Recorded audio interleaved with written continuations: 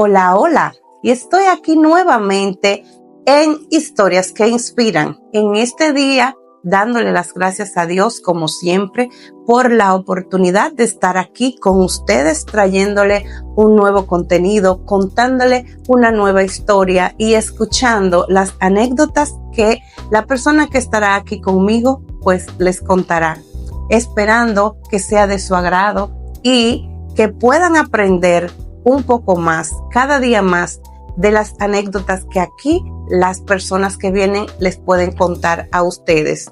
También esperando que sean de motivación, que entiendan que en la vida todo es posible, siempre y cuando tú te lo propongas. En este día en especial, pues aquí me va a acompañar un hombre quien nos contará un poquito de todo lo que ha hecho. Para mí un honor tenerlo aquí, ya que es un joven emprendedor que ha hecho muchísimas cosas para prepararse y poder brindarle lo que él hasta ahora pues le ha brindado a las personas que lo conocen y también pues lógico en su ámbito profesional, también de padre, de esposo, de hijo, de hermano, esperando que sea de su agrado aquí en Historias que Inspiran.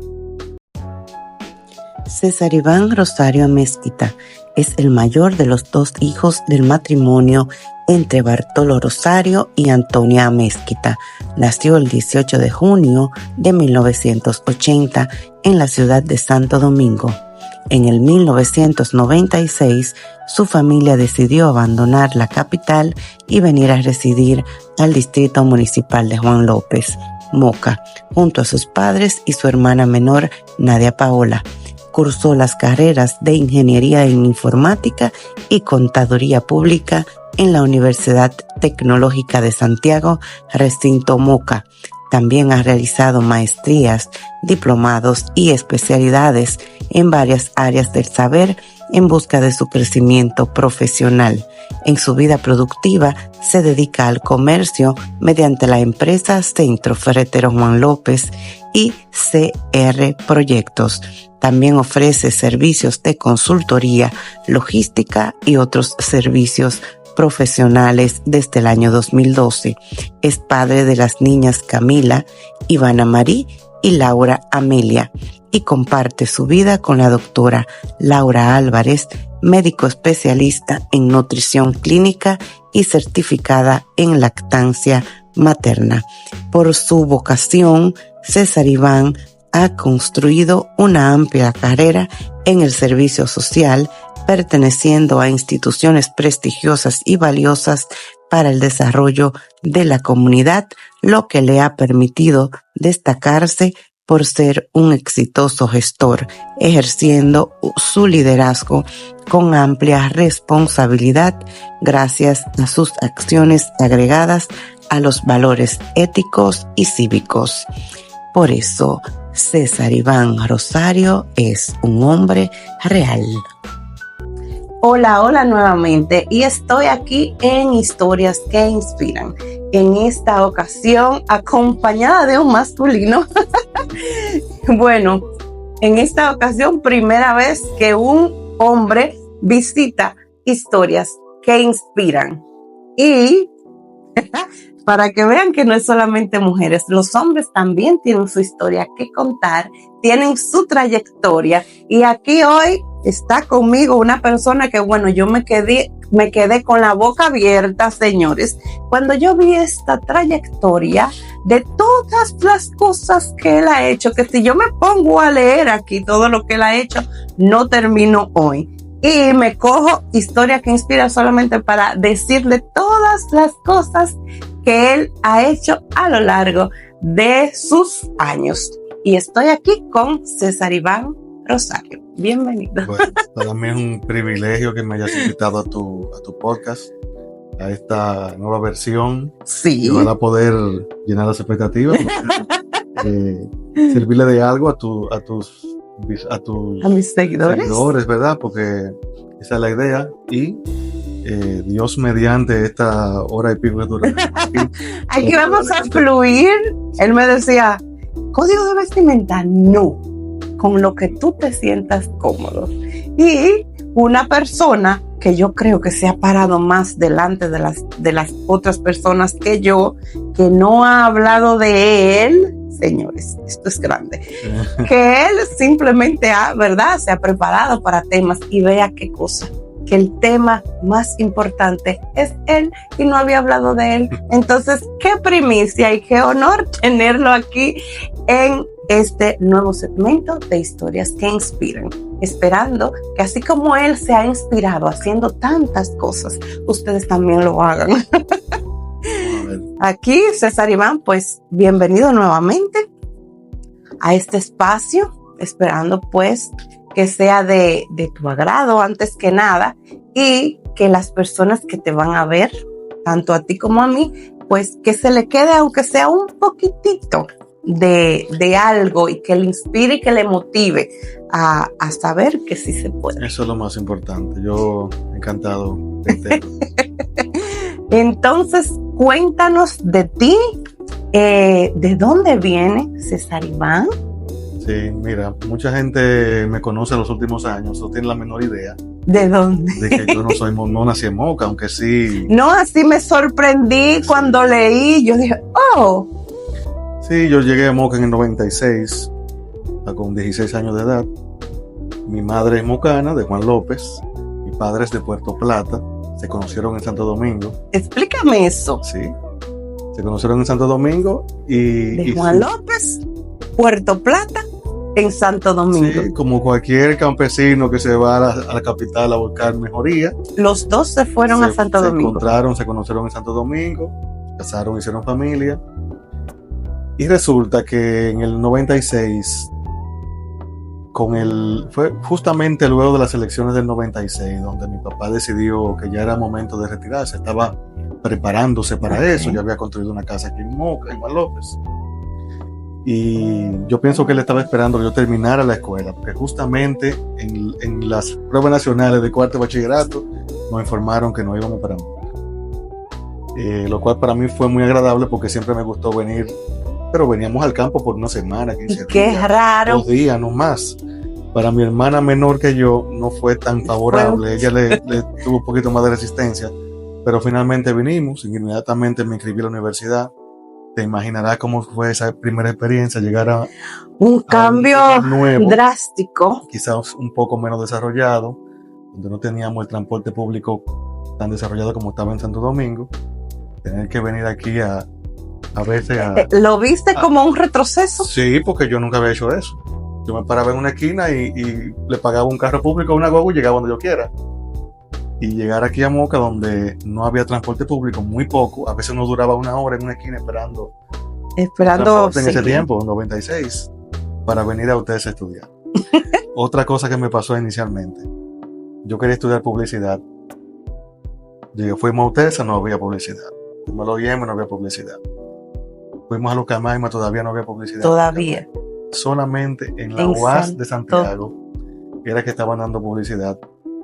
Y tú recordarás, aunque tú eres más joven que yo. No, si supieras que no. Sí, yo sé que sí. No, si supieras que me asombré también porque yo pensaba lo contrario, que era tú que eras más joven que yo. Y resulta que somos de la misma edad. Muy bien. Bueno, pues en ese tiempo estudiar en la UAS era muy retador porque había muchas huelgas. Sí, yo recuerdo eso, sí. Y tanto mis padres como yo decidimos no exponernos demasiado. También era algo nuevo para mí tener que coger de Moca para Santiago a estudiar. El hecho era que yo no tenía ni siquiera amigos con quien yo ir a la universidad. Tuve que porque fue algo como un salto bien... Sí. Entonces nada, llegué a UTESA, recogí todos los pensum de toda la carrera, me senté en mi casa tranquilamente. Analicé mucho, no estaba seguro de lo que iba a hacer. Duré 2 días leyendo. Al final lo que decidí fue lo que tuviera más matemática. Y qué raro, porque mayormente cuando tú estudias ya a final de año te hacen como un test para ver más o menos qué carrera tú... Sí, yo tenía mis planes de estudiar publicidad en la UNF. Yo estaba mentalizado, pero al darse el cambio, tuve que cambiar toda la idea. Totalmente. Entonces, como se me daba como buena la matemática, decidí entrar a la informática. ¿Por qué la informática? Porque en ese entonces era algo nuevo, que yo sabía que iba a encontrar, digamos que laboralmente iba a tener oportunidades. Sí. Estaba de moda, todos los jóvenes querían aprender. Sí, yo me acuerdo que realmente... Y nada, entré así a estudiar informática, ahí conocí a algunos de mis mejores amigos todavía. Esa fue la parte positiva.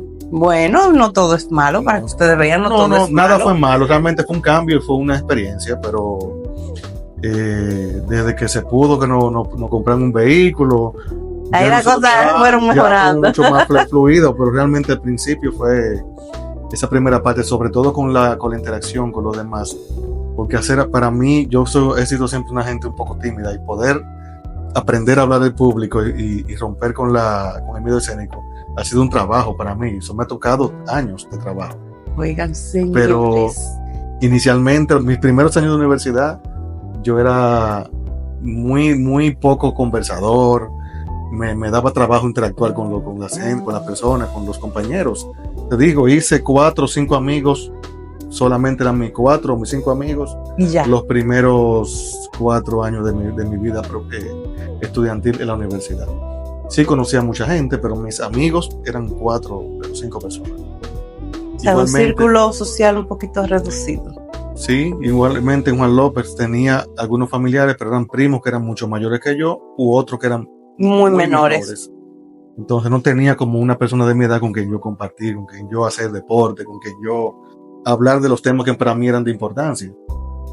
Y básicamente me dio mucho trabajo inicialmente eso, pero tuve la suerte de que conecté pocos meses después con algunos jóvenes de mi edad que la verdad que fueron igualmente, son como si fueran mi familia, porque...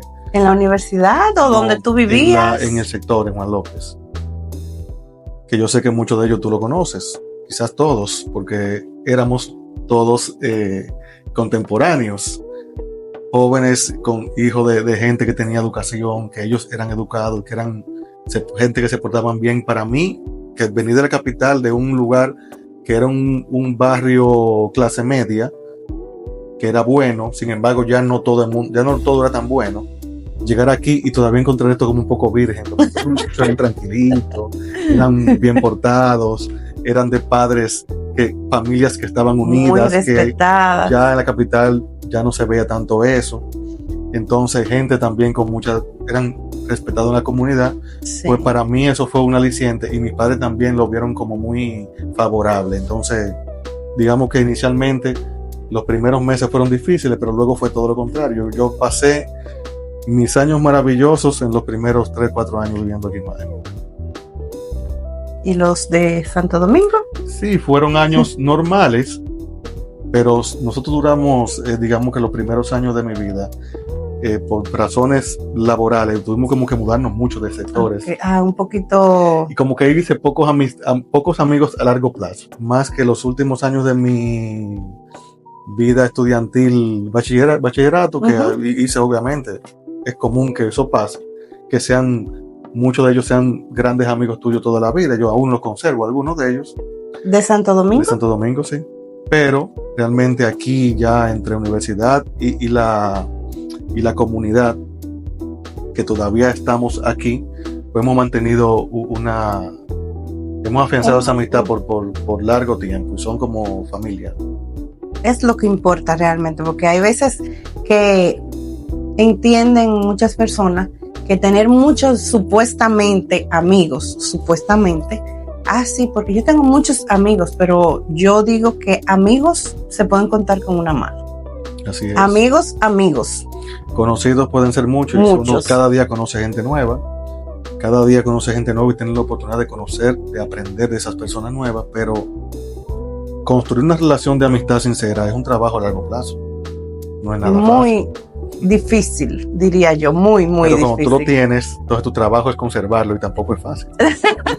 Sí, porque realmente todos somos diferentes, sí. Y a veces es un poquito cuesta arriba cuando una persona, lógico, diferente a ti, costumbres diferentes y estilos diferentes, que tú tengas que adaptarte y la otra persona adaptarse a ti. Entonces ahí es que está como el trabajito de tú conservar eso, porque estamos muy acostumbrados a que es muy fácil soltar.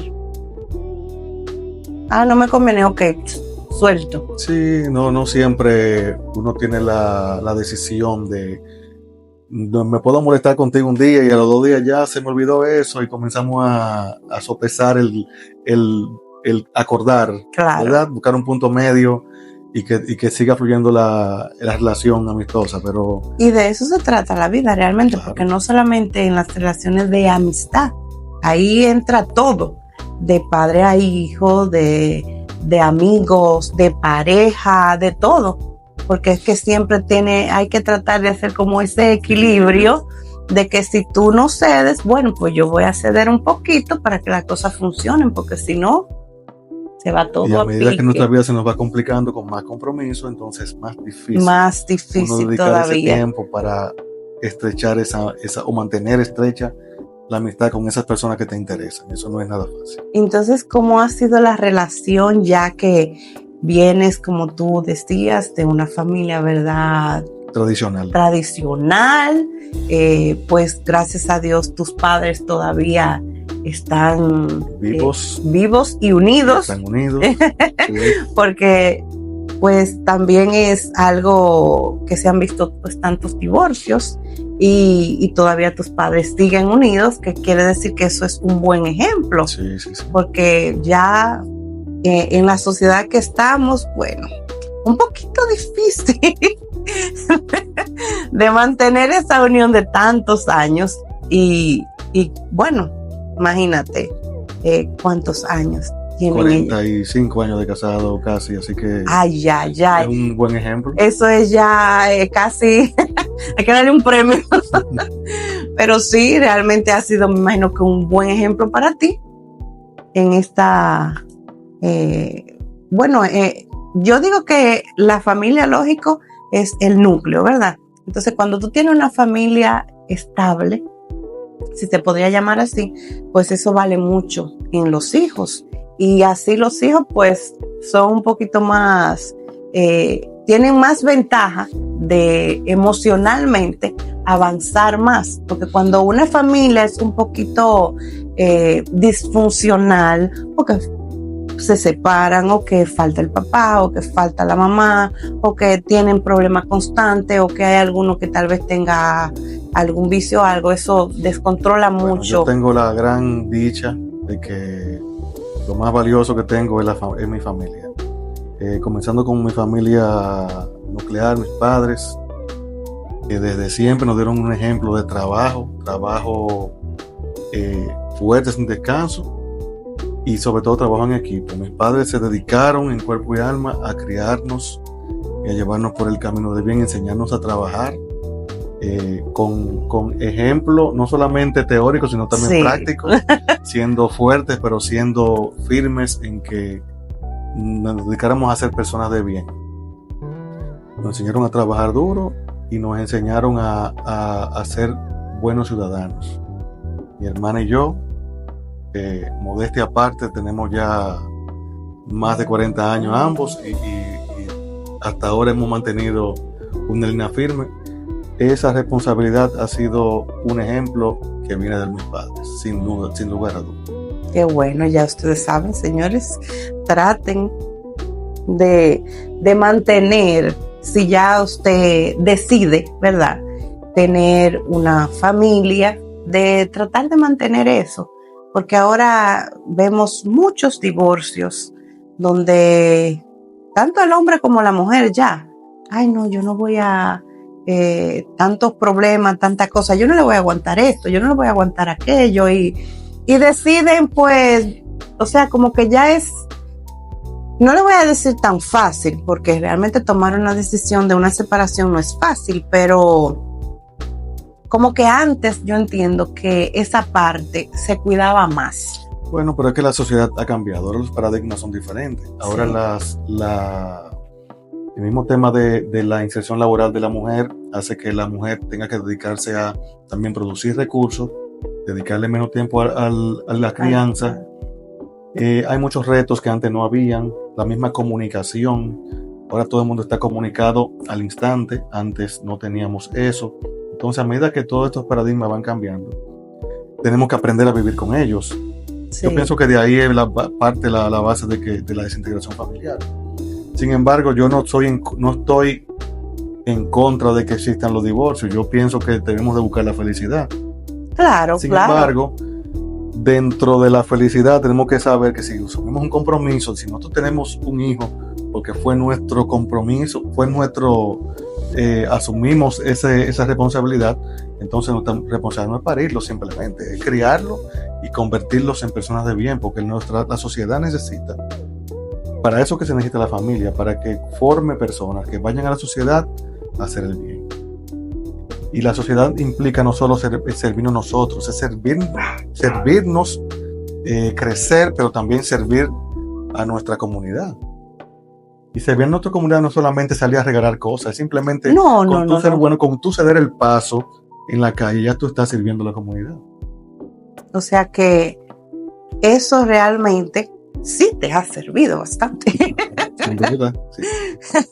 Entonces ya cuando César Iván incursiona en la universidad, que se inscribe, que ya empieza en ese nuevo ámbito, en esa nueva vida, ¿qué hace César Iván? No, de todo, sí.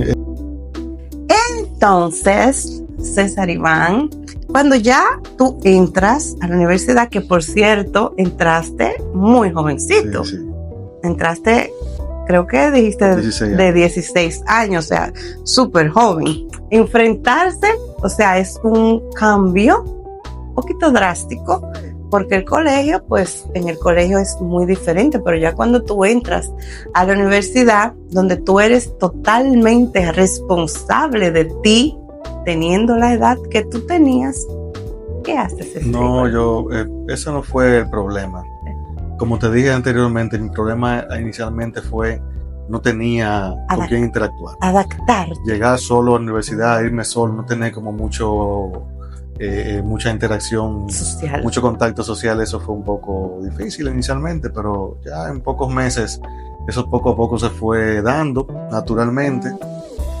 Tuve profesores que fueron excelentes, no siempre lo voy a recordar con mucho cariño, pero no lo voy a mencionar a todos. Son demasiados. Sí, pero realmente tuve muy excelente experiencia en la universidad en esa primera carrera, que teníamos la desventaja de que llegó un momento que eran pocos estudiantes y nos daba un poco de trabajo a veces abrir algunos grupos. Sí. Porque yo recuerdo que entramos como 60 estudiantes el primer ciclo, pero al año ya no se fueron saliendo. Éramos pocos ya, sí, se fueron filtrando. La mayoría se cambiaron para mercadeo, se cambiaron para contabilidad, para administración, informática. ¿Y a qué informática era tan difícil? Los primeros años de la carrera de todo lo que es ingeniería lleva mucha matemática. Ya. Y a nosotros nos meten un cuco en las escuelas de que la matemática es difícil cuando no lo es. Cuando sería un tema de simplemente encontrar el truquito. La matemática es una materia más. Y pienso que esa es una de las razones por las cuales eso se da. Pero bien, yo antes de terminar la universidad, un año antes, comencé a trabajar en una empresa de hacer softwares. Para ese tiempo eso no era algo muy común. ¿Aquí en Moca? No, en Santiago. Entonces, esa pequeña experiencia de tener que salir tempranito para Santiago a trabajar, llegar huyendo para entrar a la universidad, fue esa experiencia de comenzar a laborar realmente en mi área. O sea, ya ahí comenzamos a apretar. A apretar los pantalones. Sí. Y las últimas materias de la universidad eran obviamente materias también retantes, muchos proyectos, muchas reuniones con grupos. Esa fue un poco difícil, ese último año de la universidad. Pero mira, lo difícil es iniciar, después que ya uno arranca y logra coger el piso. Como dicen, en el camino se va acomodando la carga. Es así. Nada, terminamos nuestra primera carrera. Estuve trabajando con un emprendimiento que mi padre vino de que retirarse a Moca, pero después que tenía un año y pico aquí, mentira, comenzó a emprender con diferentes ideas de negocio, uno a involucrarse con eso. y después uno también a emprender por su lado. Llegó un momento que luego de un tiempo yo haciendo labores de informática de manera independiente, yo, como te expliqué inicialmente, estudié informática, me gustaba, pero no era Pero como que no era tu pasión. Y entonces ya como mi familia estuvo involucrada en los negocios, en una familia de comerciantes, dije, déjame yo aprender contabilidad. Eso fue una decisión muy personal. Pero porque sí te gustaba. O tampoco. Yo preferí estudiar contabilidad porque necesitaba... para tu beneficio. Sí, yo necesitaba aprender más de finanzas, básicamente.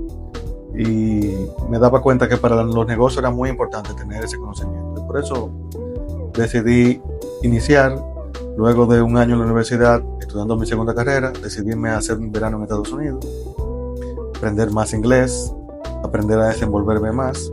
Esos fueron unos meses también donde pasé cosas que nunca había pasado aquí en mi país, porque yo vivía cómodo. ¿Cómo que pasaste trabajo? Sí, hasta hambre se pasó por allá. Porque yo estaba aquí muy cómodo. ¿Con todo? Con todo en la mano, sin tener que hacer muchas cosas, y de repente llegar a un lugar solo, sin ni familia, ni amigos, ni nada cerca, únicamente a trabajar temprano, llegar tarde a descansar. Hacer todas tus propias cosas, lavar tu ropa, cocinar tu comida. O sea que eso fue todo. Otra escuela. Fue una escuela por poco tiempo, pero sí, fue una pero escuela también fue una escuela. Eso fue como dicen, acelerado. Que me hizo entender el valor de las cosas, porque hasta ese tiempo yo creo que no le ponía, para mí no era tan importante, no le daba valor tanto a las cosas. Yo simplemente estaba en mi época de disfrutar mi vida y ya. No, yo soy joven y en mi casa me hacen todo. Pero a partir de ahí, mi papá me pueden pagar lo que yo quiero. Exacto. Y yo trabajo y lo que me trabajo me lo gozo y ya. Ya. Pero a partir de ahí ya yo vine con una mentalidad de echar para adelante. O sea, eso le cambió. En pocos meses llegué aquí con mi mente puesta para progresar. Entonces ahí, lo que te puedo decir, Dominica, yo me he pasado mi vida estudiando y trabajando. Tuve una pausa, digamos, no pausa, sino que disminuí la intensidad de las cosas que yo he estudiado entre 2007 y 2012. Porque en esa época me casé, me involucré muy de lleno también en Activo 2030, que es una institución de la cual yo pertenezco desde el 2001, desde que terminé la primera carrera. ¿Y por qué te inclinaste a pertenecer? Mira, te digo una cosa, dos amigos me convencieron si yo sentir esa necesidad. Sí, yo sé que tenía como esa vocación de servir muy dentro de mí, pero yo no había encontrado dónde desarrollarla. Ya. Y siento que también de parte de mis padres que yo heredé eso.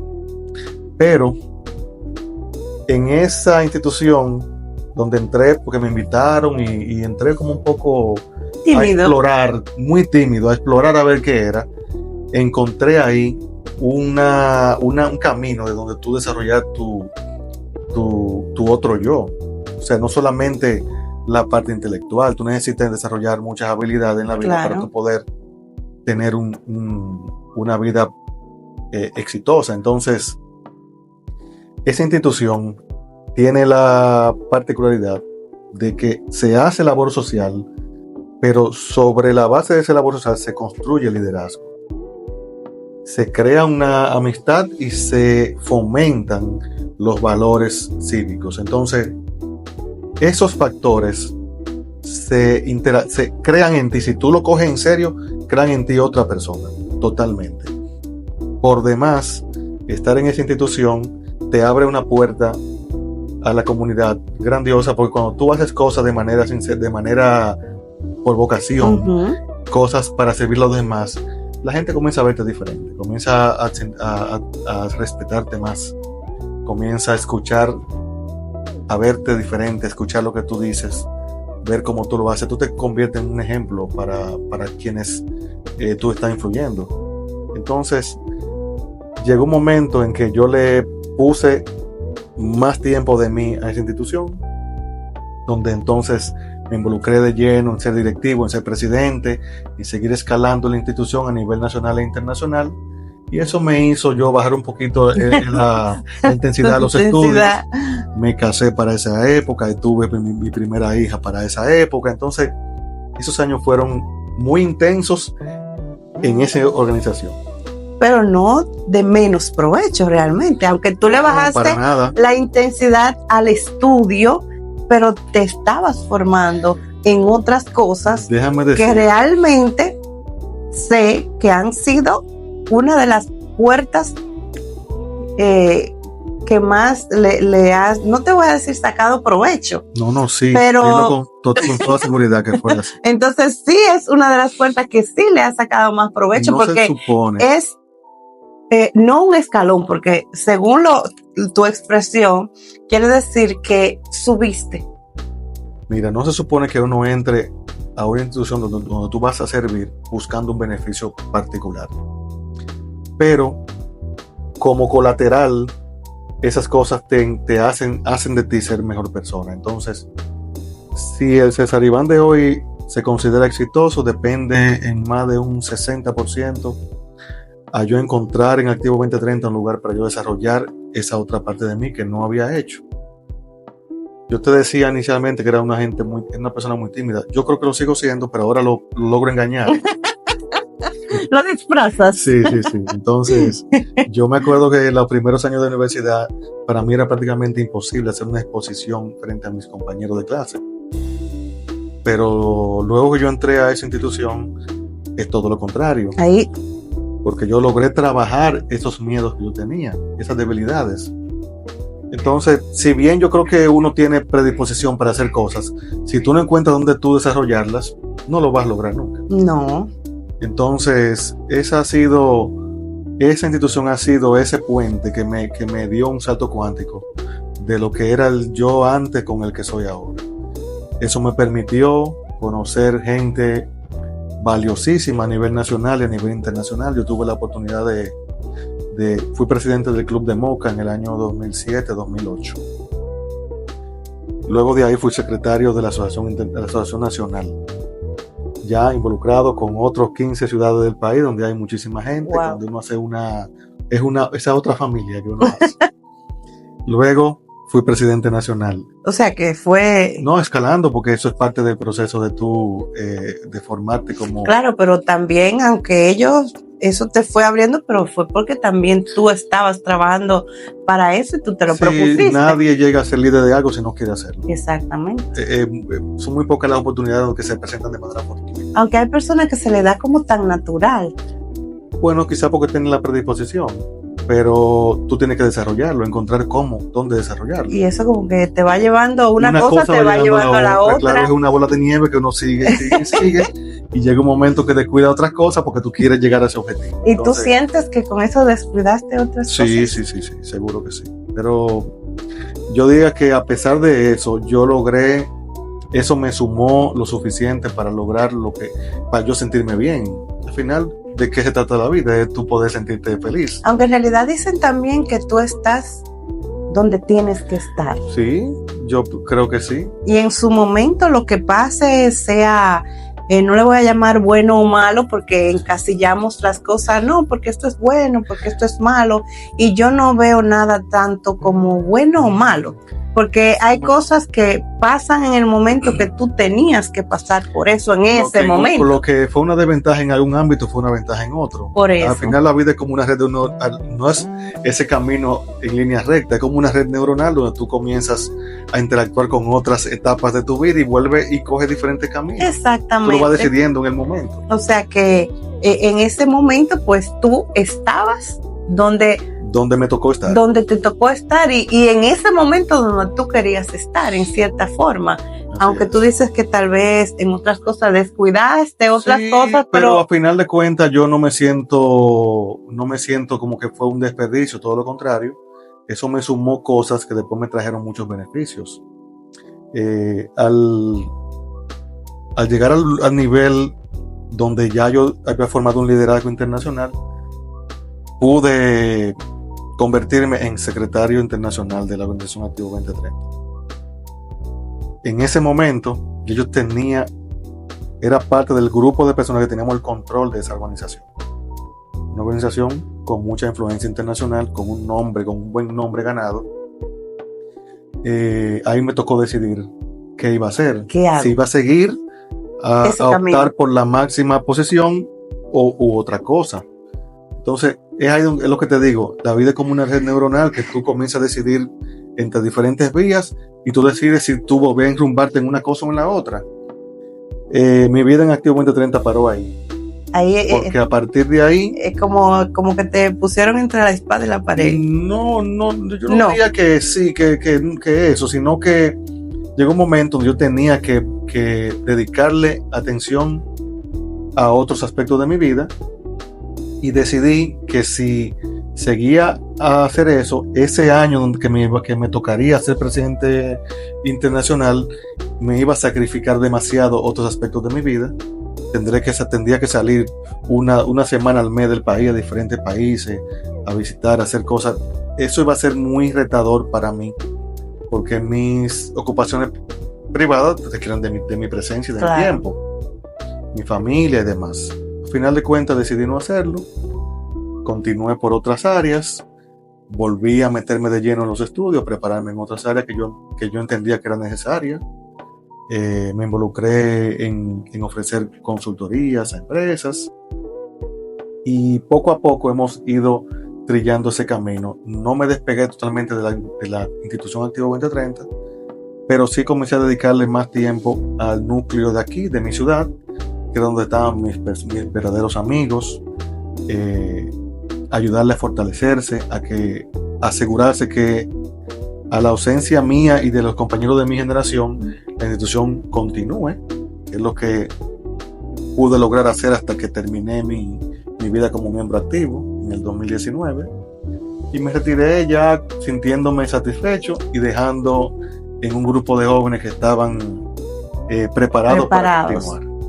Veo que según lo que me enviaste, estudiaste, seguiste preparándote.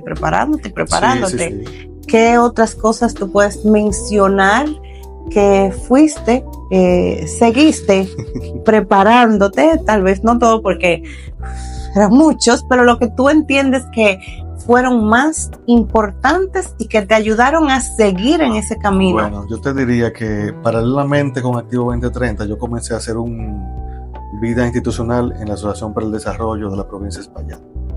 En el año 2012, en ese momento los directivos decidieron contactar a un grupo de jóvenes que ellos entendían que tenían talento para ser parte de la institución y nos invitaron a un grupo para comenzar a formarnos, a preparar el relevo de esa institución que es tan importante para esta provincia. Yo diría que la ONG más importante de esta provincia. Y entonces ahí comencé a interactuar con esa organización y eso me llevó a aprender otras cosas que yo desconocía.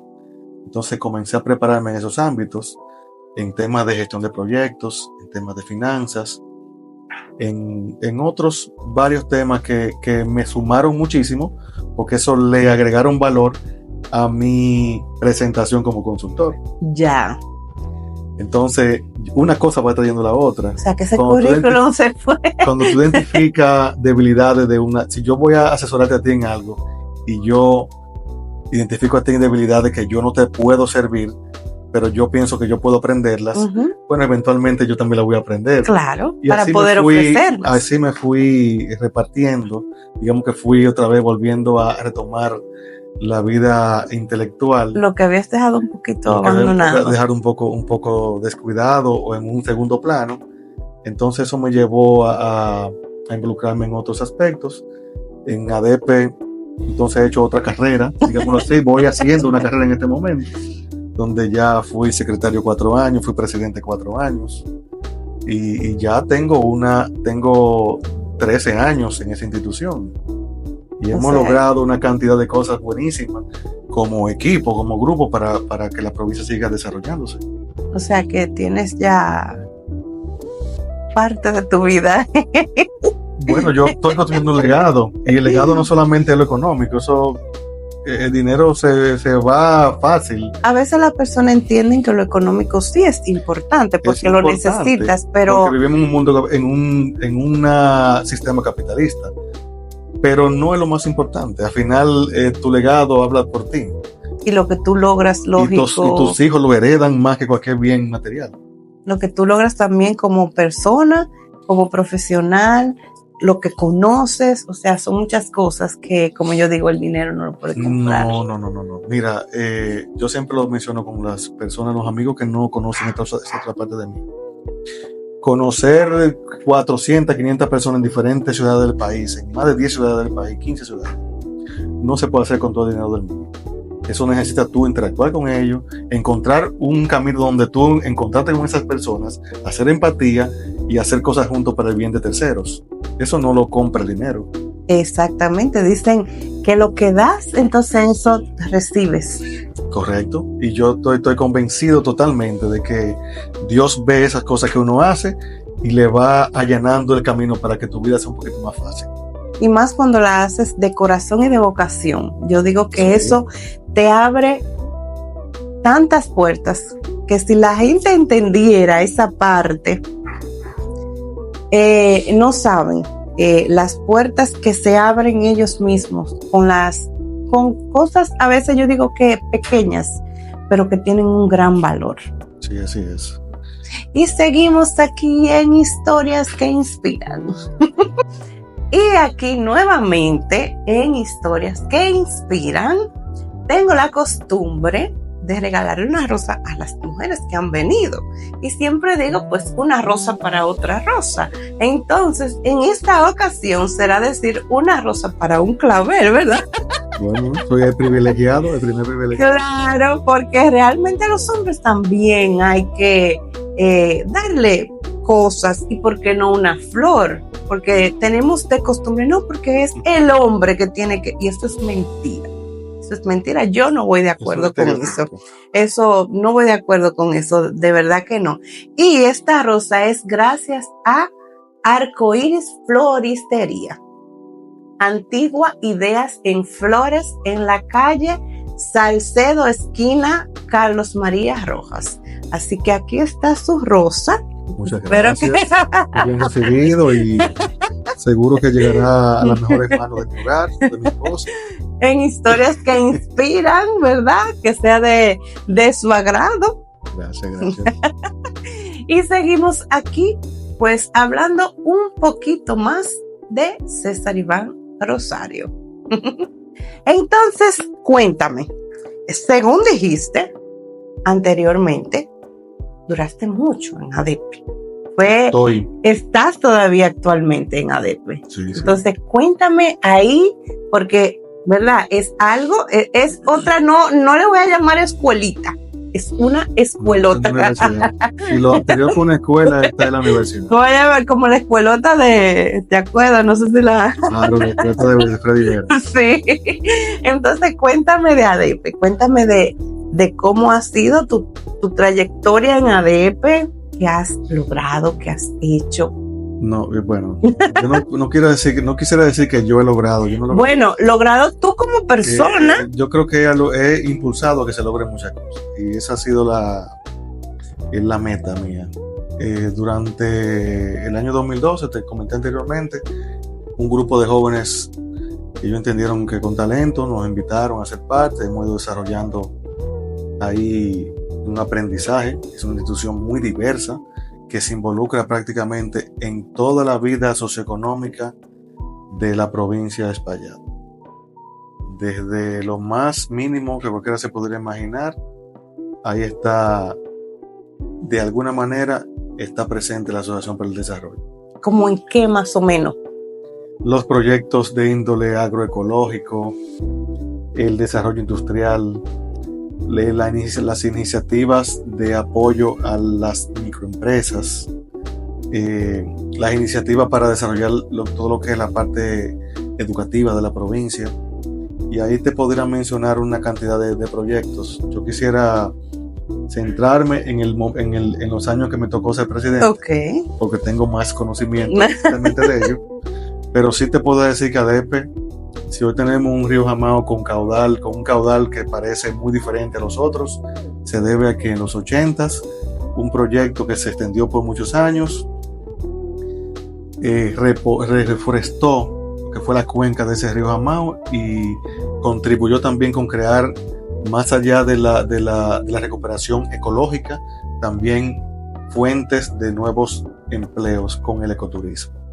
Okay. Entonces, lo que me ha tocado a mí ser parte de esos proyectos es seguir fomentando el turismo ya desde una nueva etapa. ADP creó en el 2015 el clúster ecoturístico de la provincia de Espaillat. Ya. Esa institución, que es, digamos, un apéndice de la parte turística dentro de la ADP, me tocó también presidirla por 2 años. Eso se ha encargado de elevar ese boom de que ahora todos los influencers vienen a Moca. Sí. Se debe básicamente a ese trabajo que se viene haciendo desde el 2015 y que ya está rindiendo frutos. El clúster tiene que ver eso como, vamos a llamarle así, no le quiero llamar explotación porque se oye como muy fuerte, pero sí un ejemplo que en cada provincia hay lugares, vamos a llamarle estratégicos o específicos. Déjame darte un poquito más. Dame un poquito más, ¿verdad? El Ministerio de Turismo establece sus planes estratégicos, normalmente a largo plazo. Y las organizaciones sin fines de lucro que están vinculadas a ese sector deben alinearse con ese plan estratégico, realizando proyectos, que puedan aportar a que se cumpla esas estrategias. En el caso de la Asociación para el Desarrollo, por la experiencia que tenía ADP desarrollando proyectos, rápidamente se logró que tuviéramos resultados. Se creó Jamao Ecotour con el apoyo al Consejo de Desarrollo de Jamao, que eso fue, creo que la parte más exitosa que hasta ahora el clúster ha logrado desarrollar. Jamao Ecotour es un referente a nivel internacional ya en ecoturismo. Ya visitan otras ferias internacionales. Cuéntale un poquito a las personas que te van a ver para que conozcan. Bueno, si usted busca, le invito a que entren a Google y busquen Jamao Ecotour. Ahí se van a encontrar con ofertas ecoturísticas. La gente puede ir a diferentes lugares de Jamao a hacer turismo de aventura, kayak, tubing, a conocer esa oferta ecoturística que es muy diversa en esa zona. Hay una serie de atractivos que no lo vamos a detallar ahora, pero también allá en Playa Rogelio está el Boulevard del Pescado, que fue también una iniciativa de desarrollo que creó. ¿Son como las casitas? Sí, son casetas donde se han desarrollado restaurantes ya con diferentes ofertas, pero particularmente algunos se han hecho ya muy, muy famosos. Igualmente ya aquí en la ciudad, todas las demás, el tema del fomento de los museos, el tema del higuerito, de la artesanía, todo lo que es el aspecto del aprovechamiento histórico-cultural, ha sido un trabajo que se ha ido, digamos que mejorando con el tiempo, con el apoyo del Ministerio de Medio Ambiente, con el apoyo de otras instituciones que colaboran, como la JICA, que es la Agencia Japonesa de Cooperación, entre otras. Esa parte del turismo sigue caminando. El clúster es un grupo de entes que agregan valor a la oferta. Ahí hay asesores, hay empresarios del sector, microempresarios, hay gestores culturales, una serie de personas que cada quien aporta sus conocimientos para que todos se vean beneficiados. Y se beneficia obviamente el turismo y se crea un sector económico en ese sentido. Y la provincia es Espaillat, lógico. Evidentemente. Entonces, ¿qué te digo? Ese ha sido uno de los grandes proyectos que ADP ha liderado.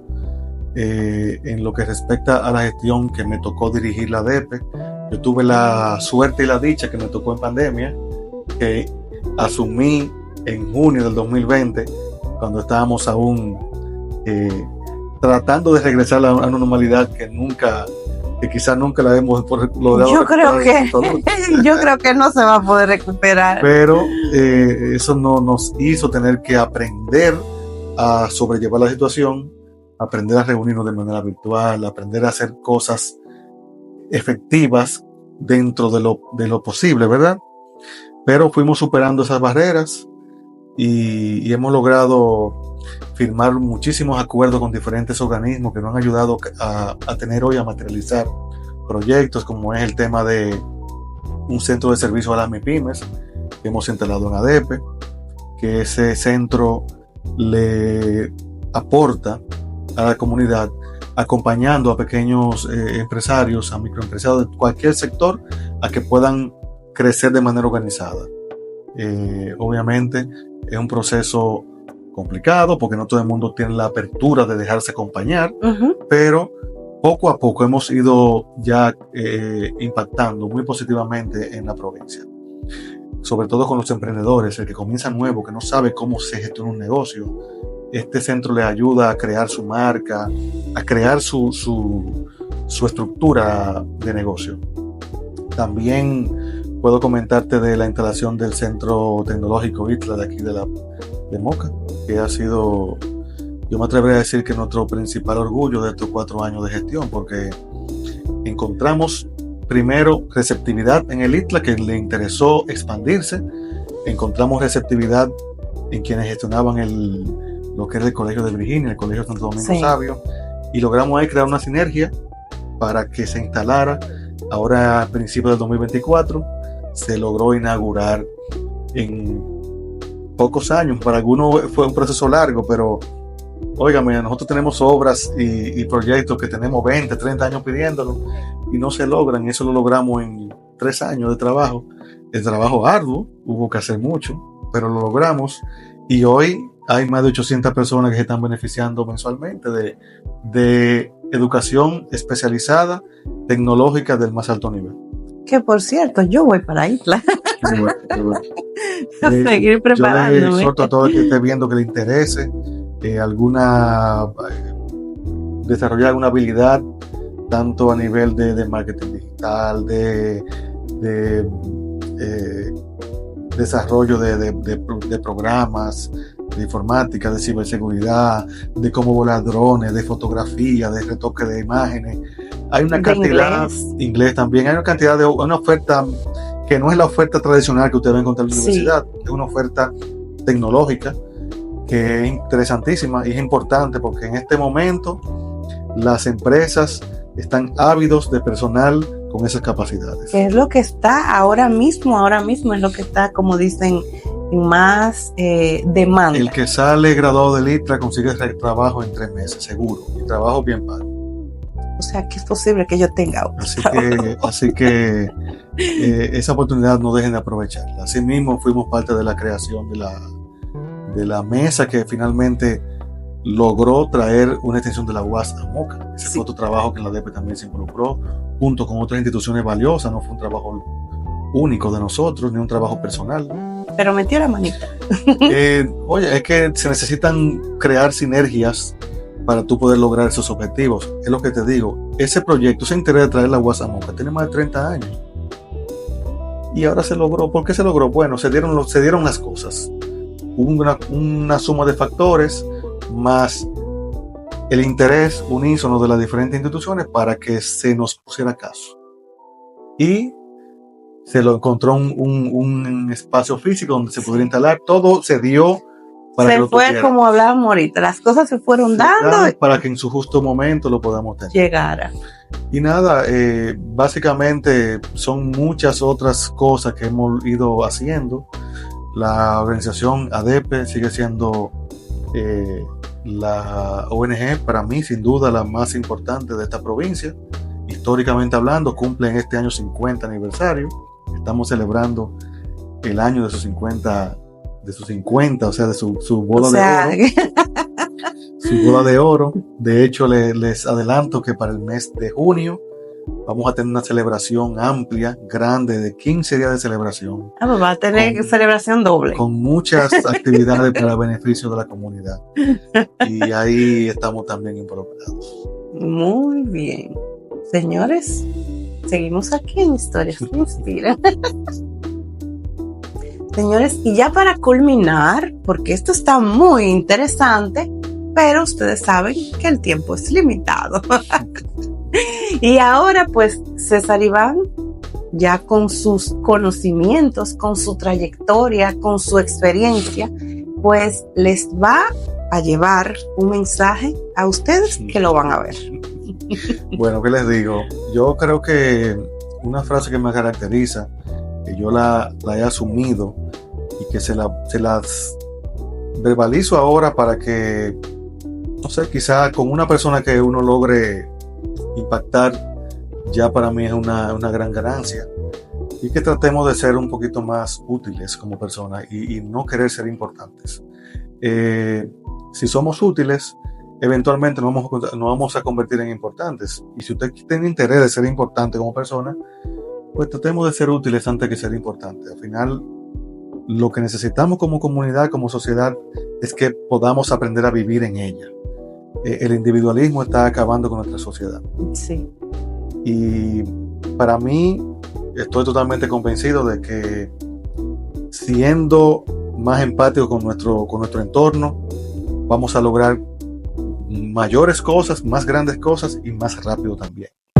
Por eso les reitero que trabajemos con optimismo, que no tengamos miedo a hacer labor voluntaria, que nos integremos desde la junta de vecinos de tu comunidad, lo que usted entienda que le nazca hacer, no tenga miedo de hacerlo, porque al final, cuando nuestro entorno está mejor, estaremos nosotros mejor, nuestros hijos y nuestros nietos serán mejores personas, vivirán mejor, y le vamos a garantizar un futuro a mucha gente que quizás hoy no lo veamos importante, pero luego se van a dar cuenta de que ese va a ser parte de tu mayor legado cuando termine nuestra vida. Bueno, señores, ya escucharon palabras sabias.